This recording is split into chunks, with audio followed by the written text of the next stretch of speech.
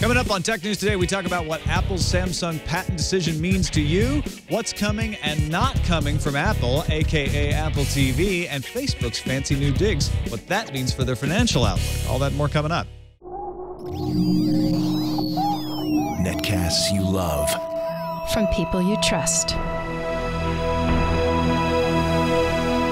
This is TWiT.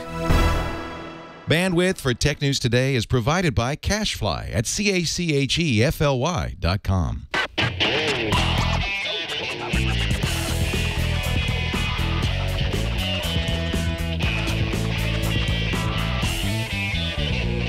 This is Tech News Today for Monday, August 27th, 2012. Tech News Today is brought to you by the new Squarespace. Squarespace introduces a new content management system, making it faster and easier to create a high-quality website or blog. Plus, more than 50 new features, including mobile responsive designs with automatic device scaling. For a free trial and 10% off your first purchase, go to squarespace.com and use offer code TNT8. And by Ring Central. We do everything in the cloud. That's why we love our cloud-based phone system by Ring Central. Zero startup costs, and Ring Central is $20 a month per user. Try it now with a 30-day risk-free trial, and buy one desk phone, get a second phone free up to 20 phones. Call 800-543-9980 or visit ringcentral.com and use our promo code TWiT. Welcome to Tech News Today. I'm Tom Merritt. I'm Sarah Lane. I'm Iyaz Akhtar. And I'm Jason Howell. Father Robert Ballacer back again on a Monday to join us to dig into the discussion stories in a bit, but let's start with the top 10 stories of the day in the news feeds. Of course, many of you know, on Friday, the jury ruled mostly in Apple's favor against Samsung in that patent case, awarding $1.049 billion in damages. But it's not over yet. Apple intends to ask the court to ban sales of Samsung's infringing devices. Judge Koh will hear arguments on sales bans and the like September 20th. Samsung also will likely appeal the case once all that is finished, meaning that the bans probably wouldn't go into place right away if they are granted. Meanwhile, Google responded to the case, saying in an official statement that the claims involved, quote, don't relate to the core Android operating system, so they're not worried. But that's not all. Samsung also wants the Galaxy Tab 10.1 sales ban in the U.S. overturned and is demanding damages for lost sales from Apple after the tablet was found not to infringe on any patents. Now, you might recall back in June, Apple secured a preliminary injunction against the Galaxy Tab 10.1, and Judge Lucy Koh called it virtually indistinguishable from iPads 1 and 2. The latest jury didn't agree, though, and has ruled the Tab 10.1 did not infringe on Apple's IP, possibly giving Samsung an opportunity to get back some of the $2.6 million bond Apple posted to secure the block. No more Samsung stuff. Let's talk about TechCrunch that reports that the rumored deal to sell About.com is true. The New York Times company will sell About.com and two other properties to IAC for $300 million in cash. The Times paid $410 million for the site way back in 2005. IAC owns a number of online properties, including Ask.com, CitySearch.com, Vimeo, and more. Yeah, and that's Barry Diller's company, IAC. He's the guy behind Aereo as well. Dropbox is testing two-step login verification with users who install the experimental build of their software. The functionality will roll out to all users within a few days, they say. Users will need to activate the feature in their account settings. Dropbox will then require unrecognized machines to provide a code from either an authenticator app or a text message that they'll send to you. You can also get an emergency code to disable the feature if you lose your phone. All Things D says their sources are confirming the rumors that the iPhone and iPad mini will debut at two separate events this fall, rather than a single one, as was originally reported. Now, we don't know who those sources are, so you can't really call it a confirmation, but that's what they're saying. The iPhone event is still expected on September 12th, though. Journalists are still waiting for their invites, but that's the expected date. After the iPhone ships, the rumor is now that Apple will announce the smaller iPad it's been working on at a second special event, which sources said is slated for October. Amazon is touting that its Prime service ships more items than its lower-priced Super Saver service. The company also says that Prime now applies to 15 million items. Amazon Prime costs about $80 a year and gives its users free 2-day shipping on items. The Super Saver service is offering orders over $25. Amazon also said that the Kindle and the Kindle Fire are the top two items sold with Prime, but didn't mention how many units were sold of either.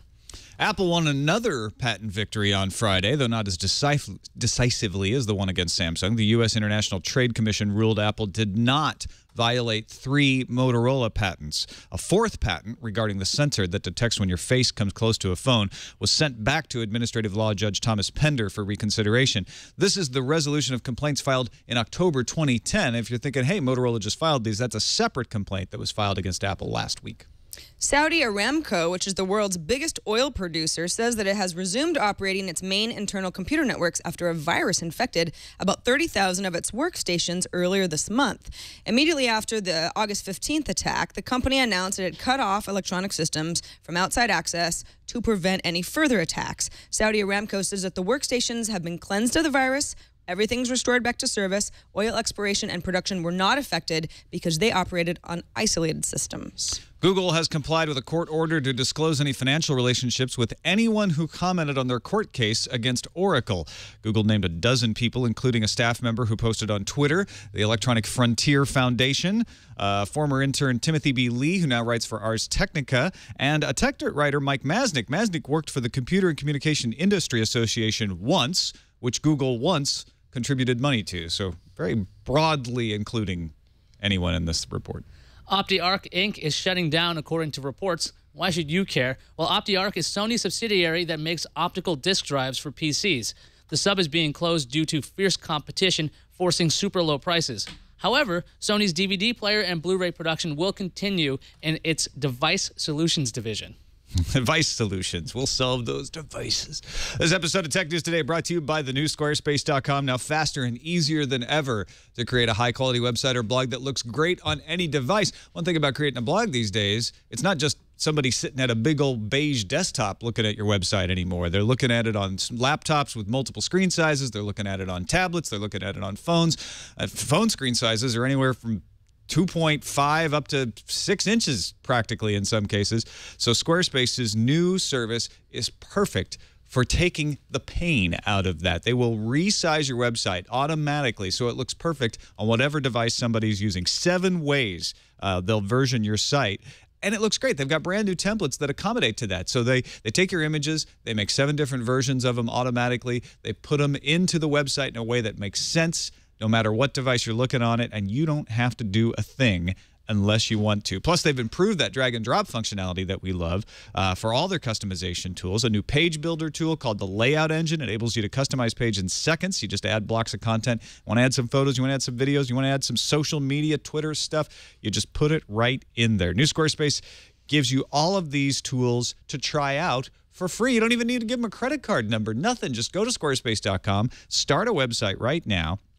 And then if you decide to pay for it, if you decide to keep the service, which I think you might want to because it's pretty darn incredible what they've done here, use the offer code TNT8 and get 10% off your first purchase on new Squarespace accounts. So if you pay for a monthly account, you'll get 10% off that first month. Or if you pay by the year, if you go for the annual account, you'll get 10% off the entire year. And don't forget, if you do pay for that annual plan, you get a free domain name with annual plan subscriptions. That's squarespace.com. Use the offer code TNT8.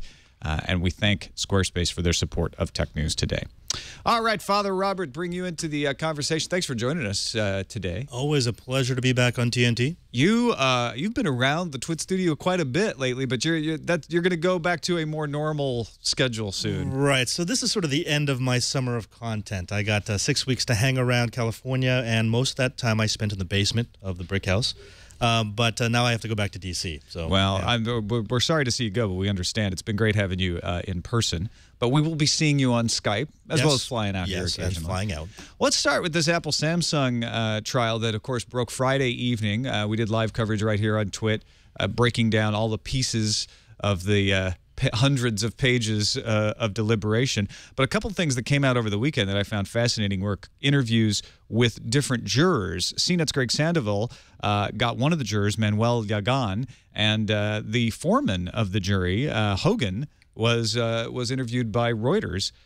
And it looks like the reason they came back so quickly is that they very quickly all agreed that Apple's patents had been infringed. They spent the first day they said some heated discussions about it, but they all it was one of those arguments, it sounds like, where you all go, well, wait, we're all arguing about the fact that we agree. So we agree Apple infringed, Samsung. Or I'm sorry, that Apple was infringed, that Samsung infringed. So let's go and look at the worksheet and just work down the sheet and say, okay, did that phone have that patent infringement? Check, check, check, check. And that's why they were able to come back with the deals so quickly. One of the biggest problems I see here, and you know, I understand that the standards for jury misconduct is really, really high to get something thrown out. So I don't think the stories coming out will qualify as jury misconduct. But you have a foreman who, first of all, why was a patent holder on the jury? I mean, why wasn't that found out during the discovery process? Well, it was. I'm sure it was found out. Your question is, why did Why lawyers, did they let him? Yeah, exactly. Yeah. Why was it? And then, but you've also got other jurors who are saying, "Oh yeah, we were a little confused by the prior art, but once he explained it to us, we were all good."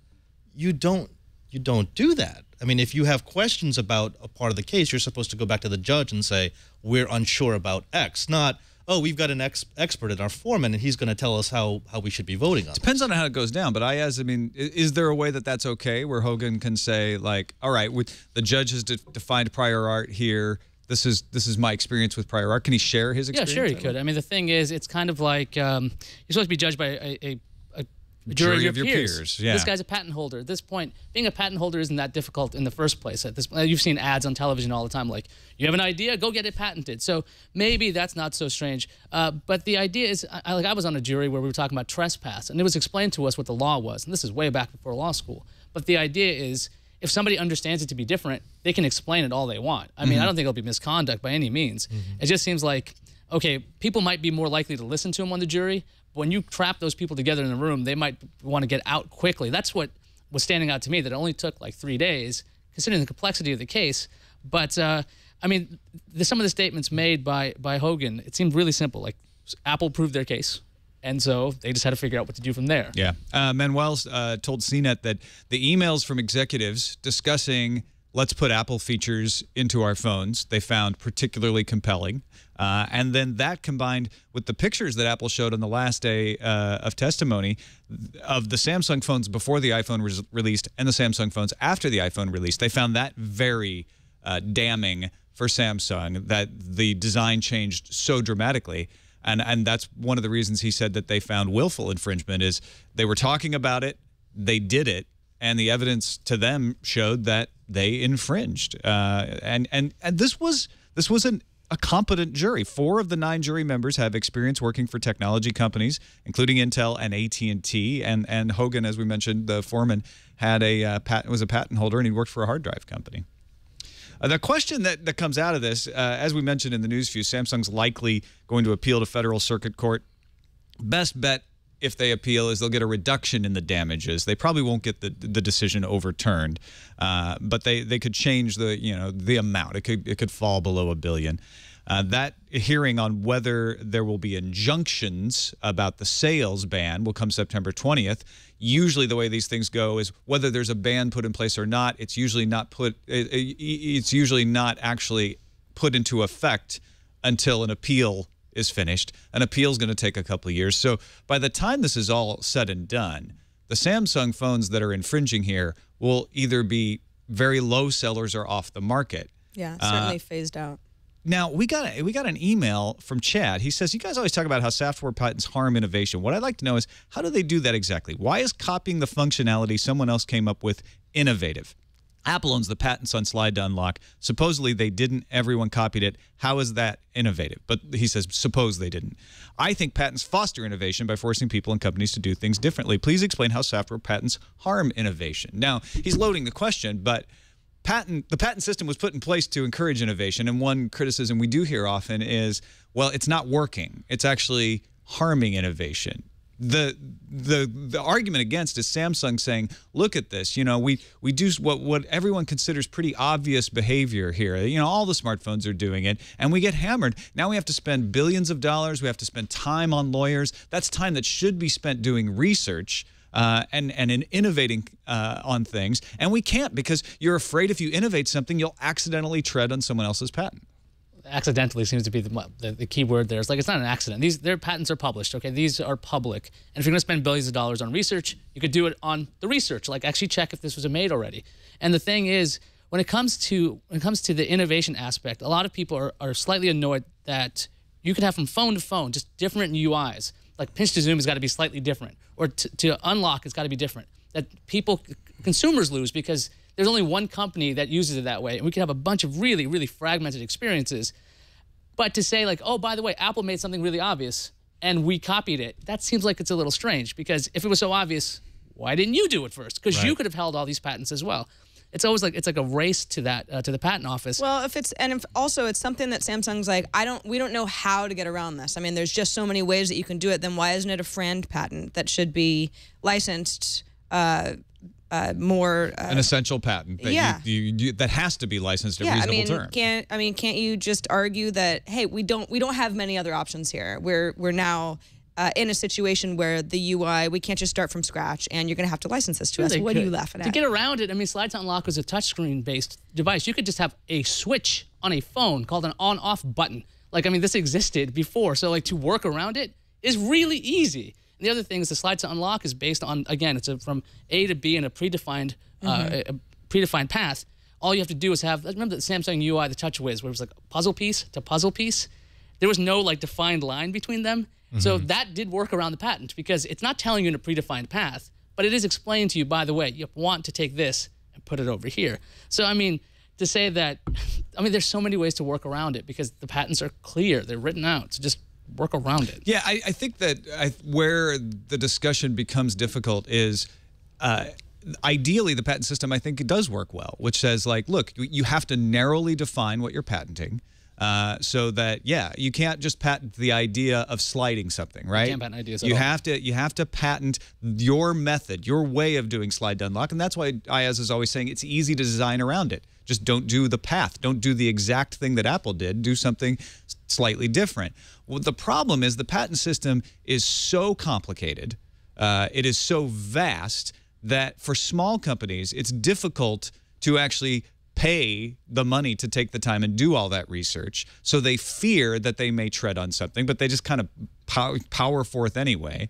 And on top of that, we have a different situation in the internet and software than we did when the patent system was created in the 1700s. Things move faster. And so we want to say, well, it's obvious, right? Because we've been dealing with it for 2 or 3 years. In internet time, that's a lifetime. But if it was, Iyaz is right. If it was obvious, everybody would have been doing it for a long time. We just get used to things really fast. And maybe the patent system for software and internet and technology needs to take that into account. When you ask, how does this hurt innovation? I would point to that example. I would say, look, if you are a startup, if you're a young company, if you're trying to break into this market, it's impossible right now. You have to be an established player like a Samsung or a Nokia or a Microsoft to even have the resources to look at the patents that currently exist and determine where you have to make changes to your design. That kills innovation off the bat. It means that unless you are a multi-billion, multinational company, you can't even get into the market. So, okay, now, I do believe you have to protect the investment that companies have made into the development of their product. Apple obviously deserved something from Samsung, because if you look at those early Samsung phones, yeah, they looked a lot like the iPhone 3GS. They deserved an award for that. Now, how much of an award and how much of a chilling effect should this have on future phones? Because if you look at Samsung's current generation of Android phones, they look nothing like the 3GS or the 4.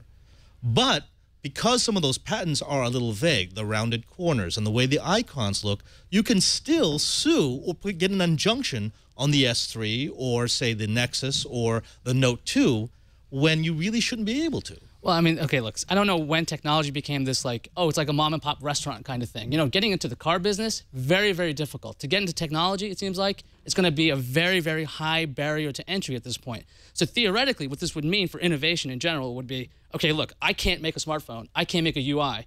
I need to go do something else. So you might see companies like Leap show up. They're going to do, like, wireless control where you can actually, like, make gestures. What you would do is you take your talent and you shift it, because they go, oh, my gosh, we can't possibly play in that field. We need to go to a different field. Well, but I think that's what pisses everyone off, right? Is the internet has brought along the promise of, hey, things are easy now. You know, it used to be that you would have to go into a big, expensive recording studio to make an album, but now you can do it on your laptop. And so the patent system is a step in the way of that. It's going the opposite direction and saying, well, some things just still aren't that easy. And the question is that a good thing? Does that make us have better choices and more things in the marketplace because it protects innovation and companies can sink a lot of money in R&D? Or is it counterproductive and saying, you know, we don't need to be sinking a bunch of money in these things if the only thing we're sinking money is in patent? That's the question. And that's the great thing about this case, because if this result is crazy and people don't like it, this could lead to patent reform. Because if it's supposed to be like, okay, wait a second, Samsung has to pay this company $1 billion because of these things. If that seems crazy enough, that people should get angry and say, look, we have to make this different.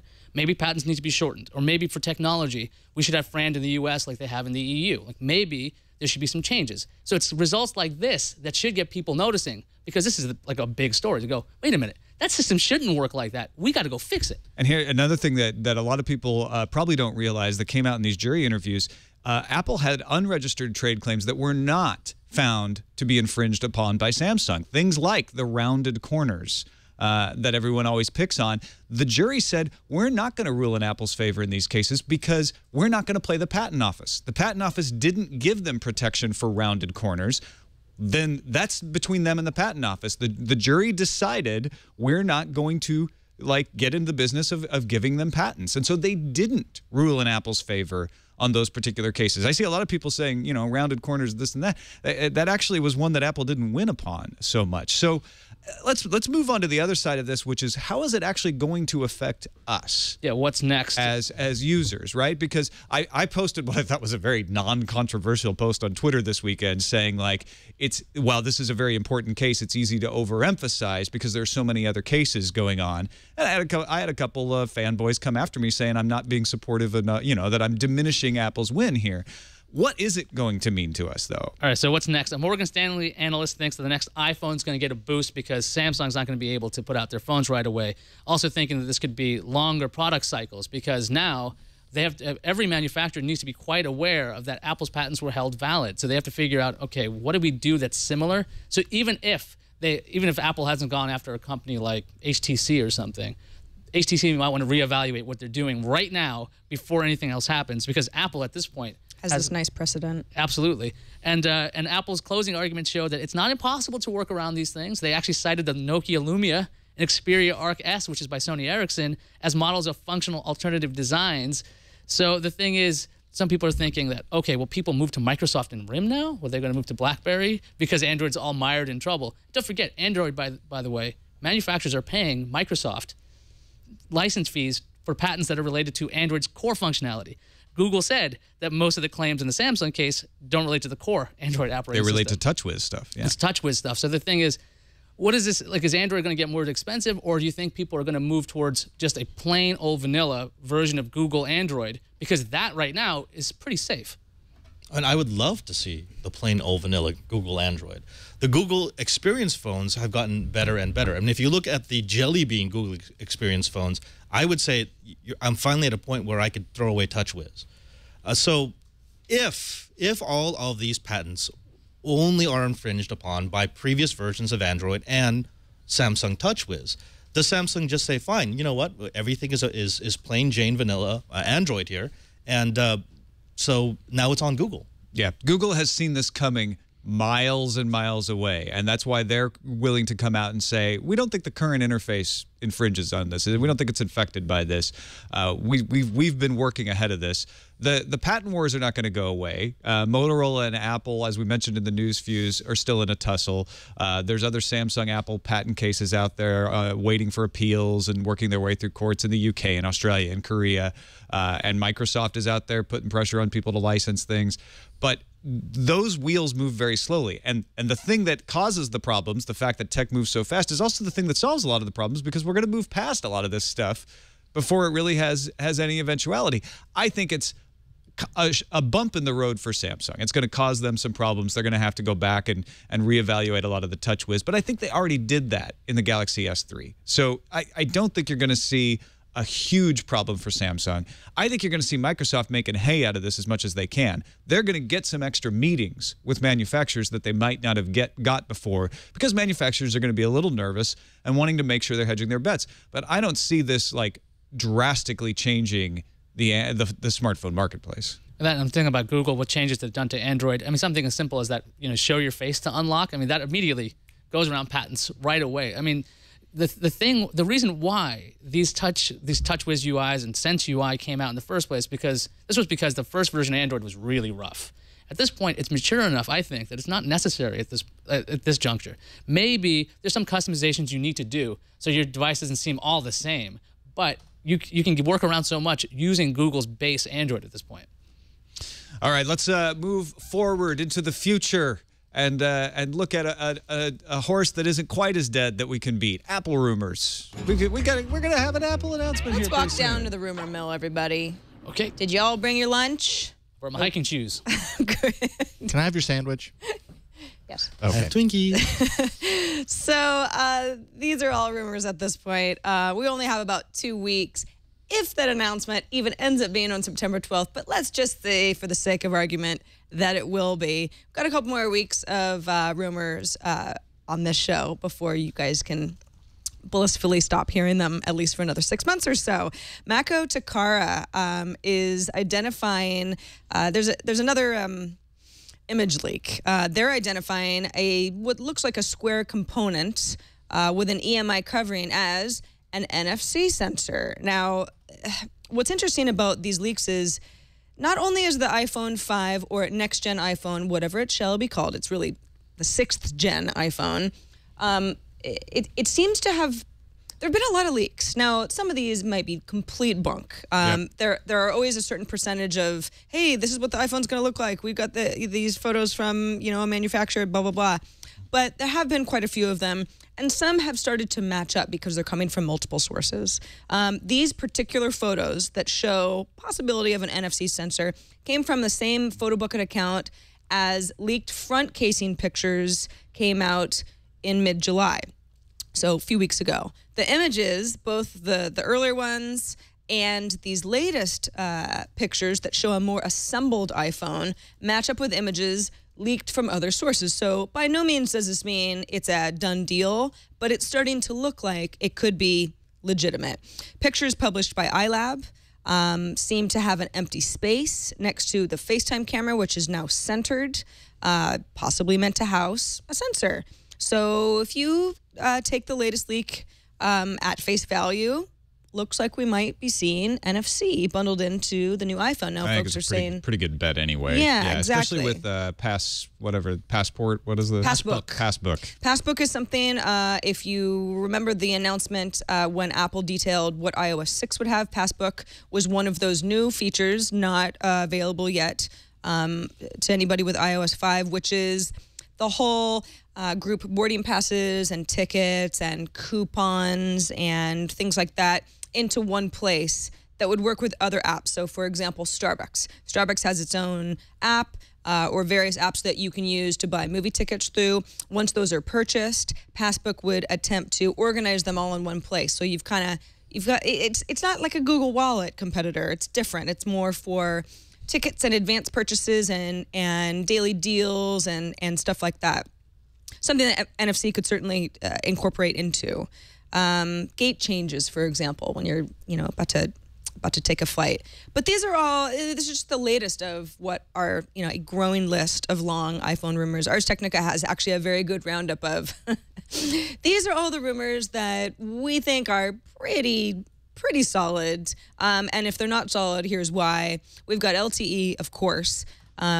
Ours says, the A5X chip was introduced in the latest iPad. The iPhone 4S already has the A5 chip.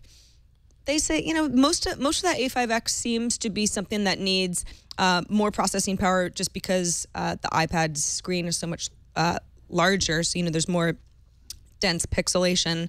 But there are rumors on a quad-core A6, whether Apple or not needs that. I mean, it might be a little bit more of the keeping up with the Joneses type of a thing. We've talked about it on this show before, where quad-core doesn't always necessarily give you better performance, but perception is that if it's quad-core, it's definitely better than dual-core. Apple's pretty good about not doing that if they don't need to, if they're not going to take some advantage of it, though. So I'm curious whether they actually go that way, and if they do, how they justify it. If they're putting in a larger screen and LTE, they're going to want battery savings. So if you put in a more hungry processor, that's a bad idea. Yeah, the A6 seems like it's destined for the iPad, and then probably the 6S or the 5S, whatever they're going to call the next version. That's not even out yet from the one that's not out yet. Apple doesn't play the spec game. I mean, it's not a good game for them to play. They haven't played the spec game. They could start playing it, but that'd be silly because it's not about spec, it's about experience. So Apple's thing is always, look, you will get what you need to get in order to get the experience we want you to have. And Apple users, that's what they buy. That's what they want.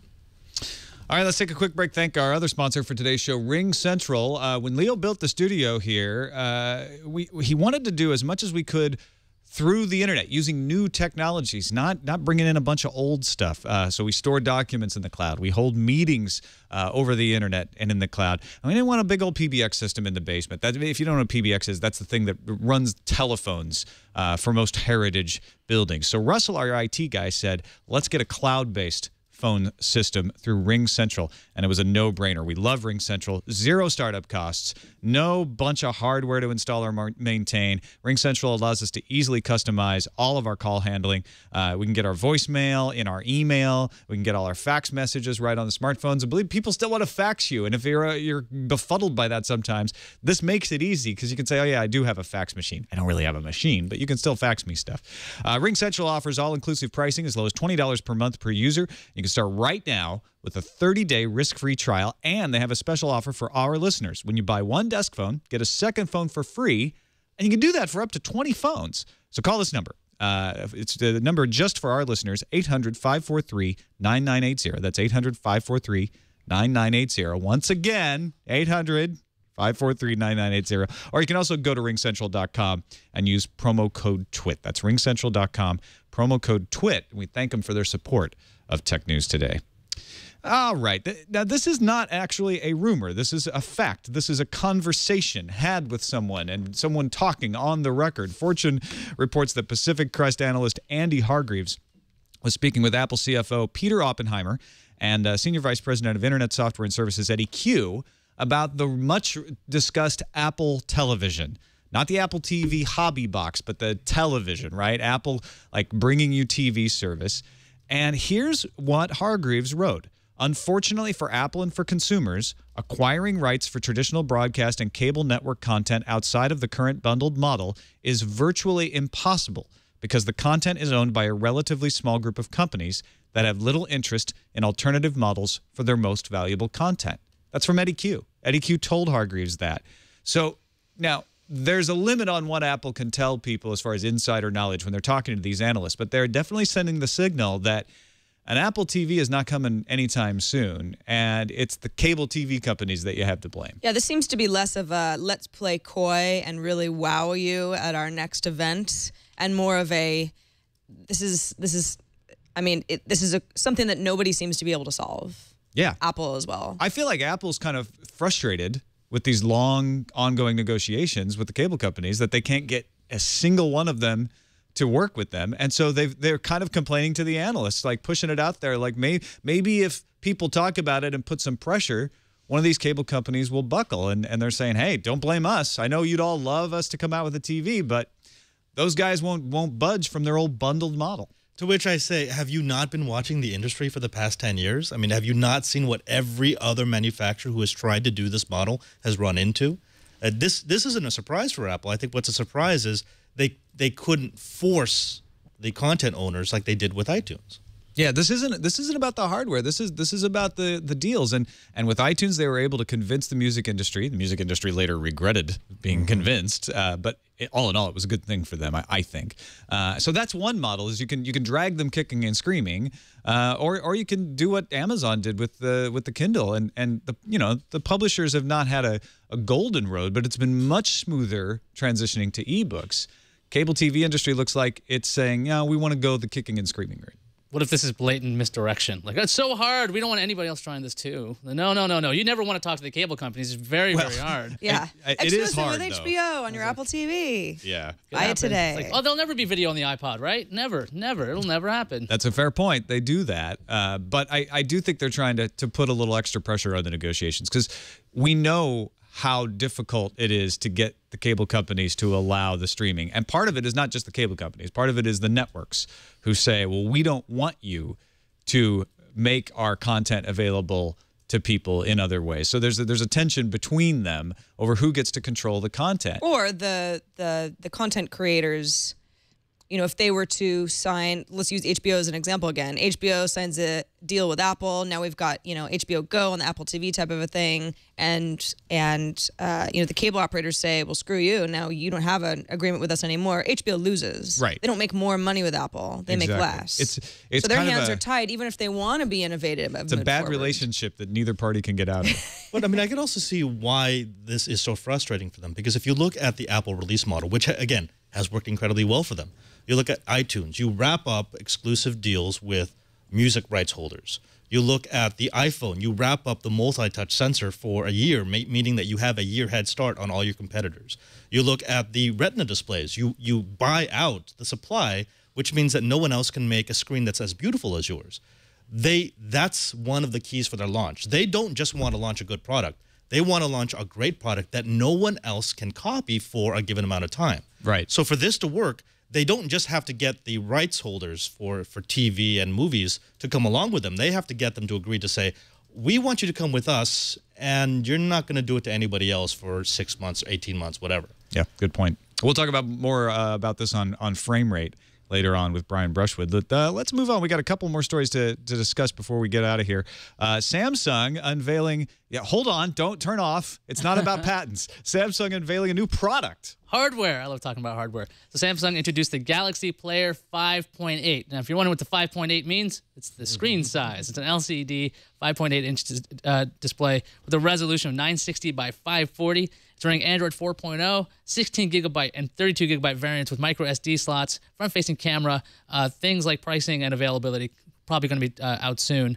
And so I guess this has me really kind of wondering, where's the line between a tablet and a media player at this point? 5.8? Apparently 6 inches. 6, or is it 7? This is the thing. There's a rumor, somewhere in there, 6.9. There's a rumor of an iPad mini coming out at 7.8. That's a tablet. Everyone's thinking that's a tablet. The iPod Touch is not a tablet because it's 3.2.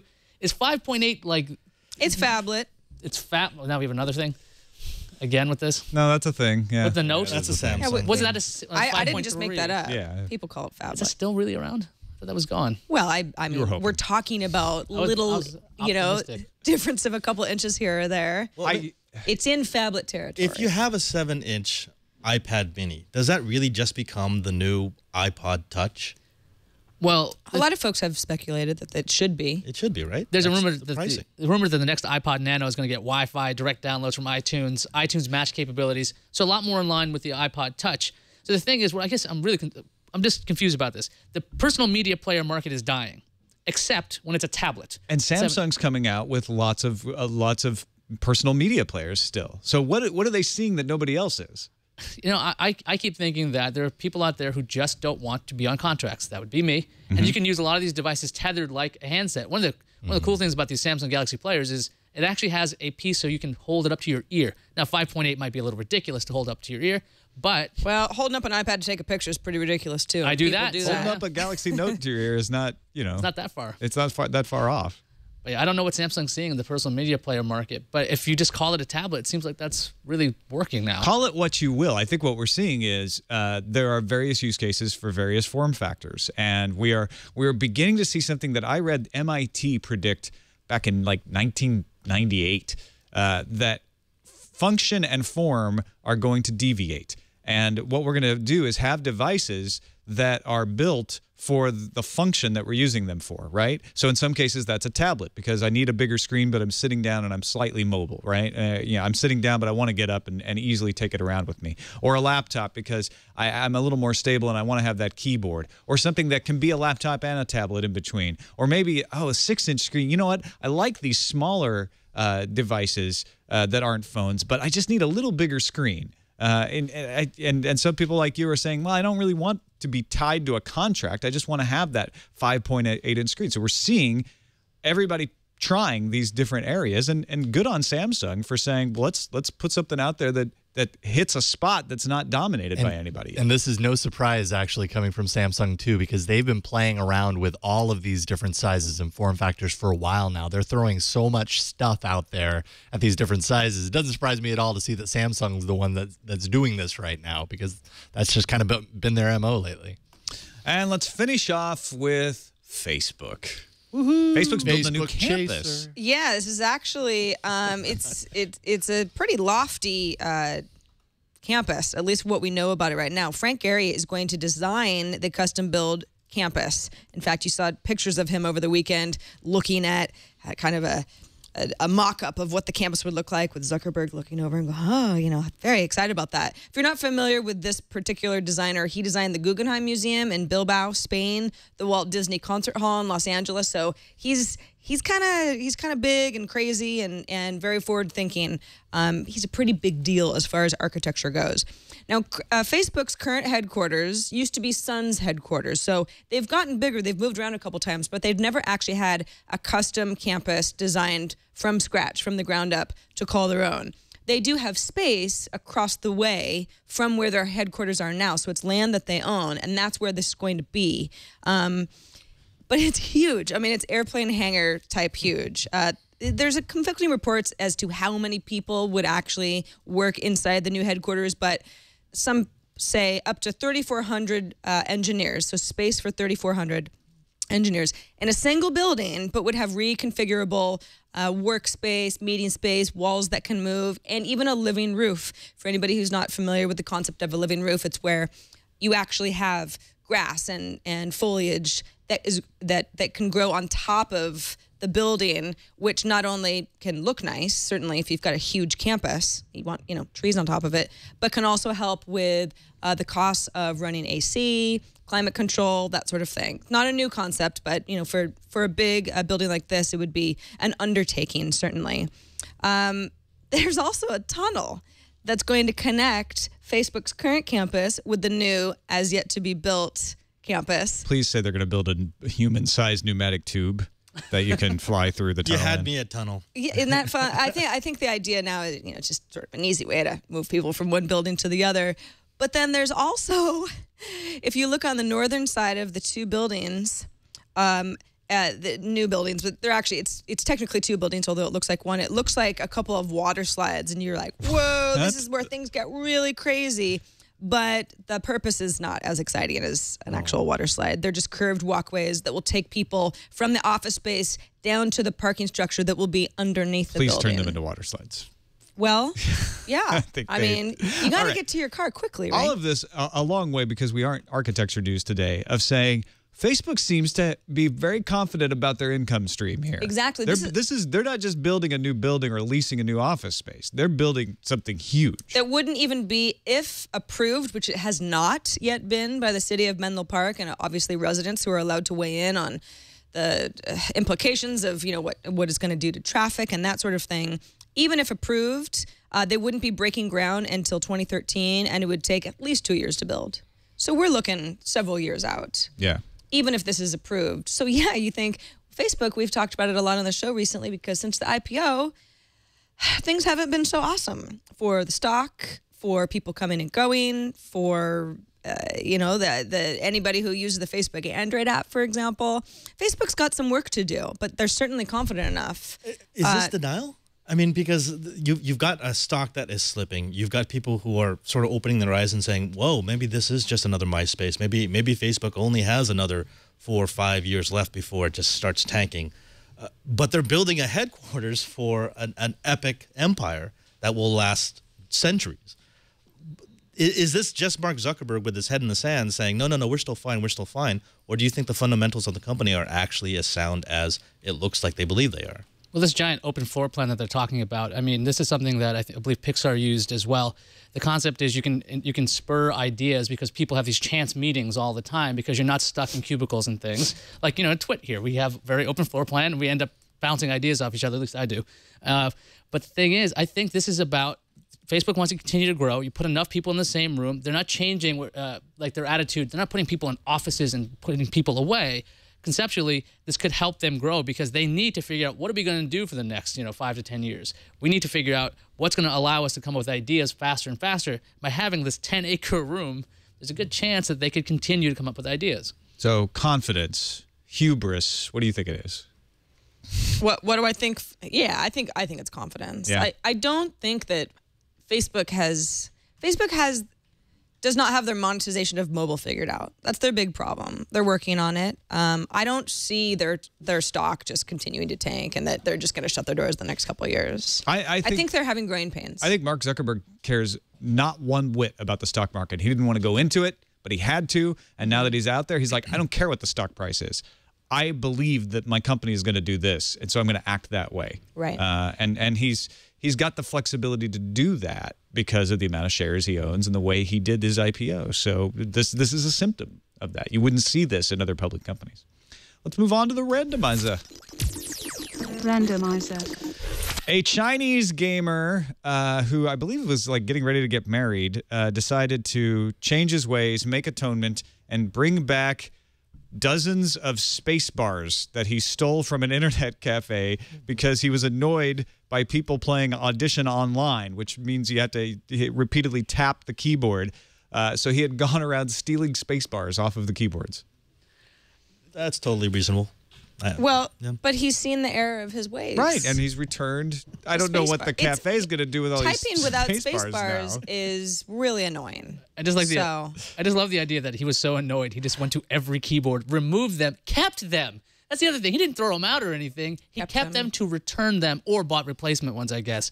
It just seems like, okay, this is one way to start a new life. You're like, congratulations, here's a space bar. Apparently, according to Kotaku, the cafe owner had to install CCTV cameras to stop the space bar theft. Maybe he should pay for those CCTV cameras. Now, these are space bars on keyboards. There's not a space bar being robbed, like I thought when I first read the story. That's too bad.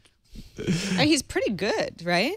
I guess a space bar, you get the right tool, it'll just pop right off. Yeah. Can you imagine going into, internet cafe, you're like, I really got to get into my email and see if my mom wired me that money. I'm far from home. And you're like, there's no space bar on this. No, there's no space bar on that machine either. There's still the sensor What kind of internet cafe is it? Yeah. See, I don't have a problem with the space bar. I want people to remove the shift key and the caps lock to get rid of all those people who are always yelling. I mean, come on. That was a thread in the user-friendly comic strip back like 10 years ago. They're rerunning all of those right now, and there were these keyboards without shift or caps lock so that you couldn't type angrily. We could have the mods send those out to a few people. Yeah, for sure. All right, let's move on to the calendar. So tomorrow is where you can start personalizing your jam box. This is for Jawbone insiders and clout users who get a 1-week head start over the great unwashed. Otherwise, just the general public. And the next Battlefield 3 download is deploying September 4th. All right. Incoming message. This is not a grenade. Email from Paul in Reading, Pennsylvania says, I heard you discussing the Amazon press conference set for September. I was wondering if in addition to a new Kindle Fire, would Amazon announce a set-top box like the Google TV? Since they've been focused on improving their Amazon Prime offering, a set-top box seems to me the logical next step. Now, my first reaction to this from Paul was like, well, they don't do that already, right? They already make Kindles, so it's not too much of a stretch to go into making tablets. But then remember, they didn't make Kindles before they made Kindles.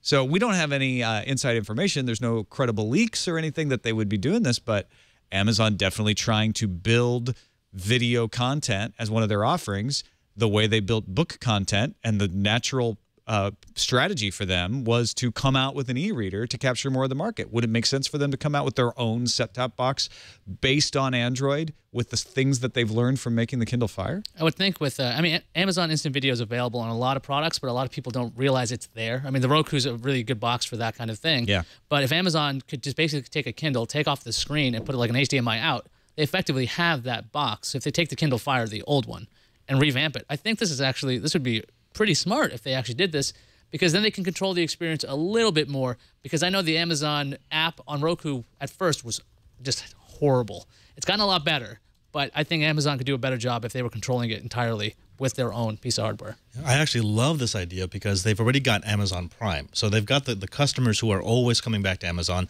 They did that video rollout for Amazon Prime users. You give them a device like this and say, look, here's a low-cost device, something on par with the expense of a Roku, that will stream our Amazon Prime movies straight to your TV.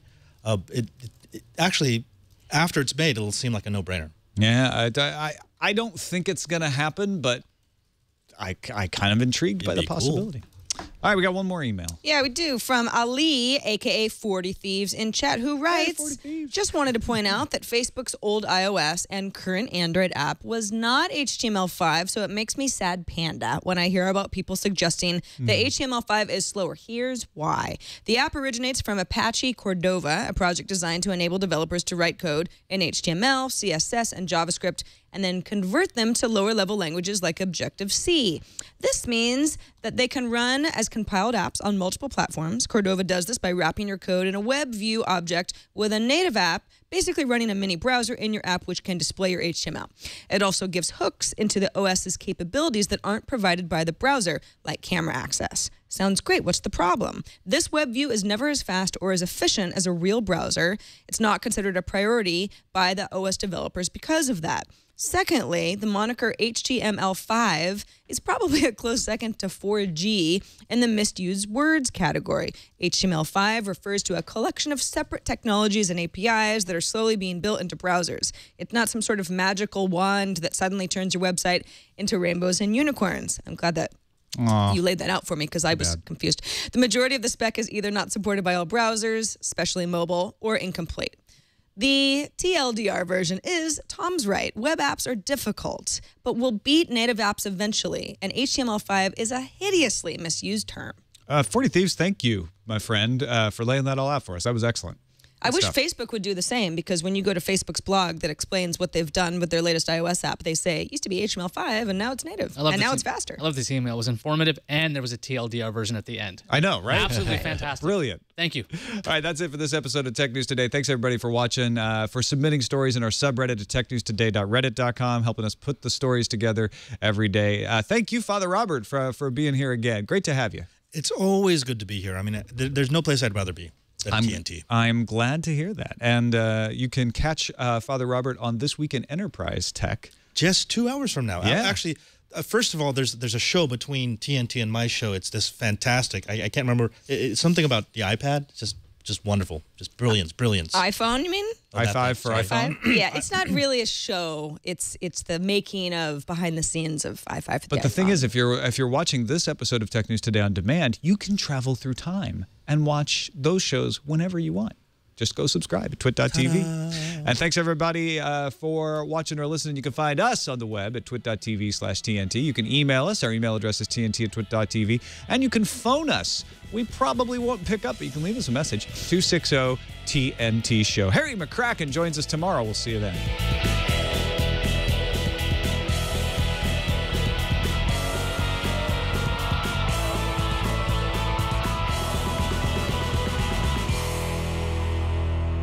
Jazz hands.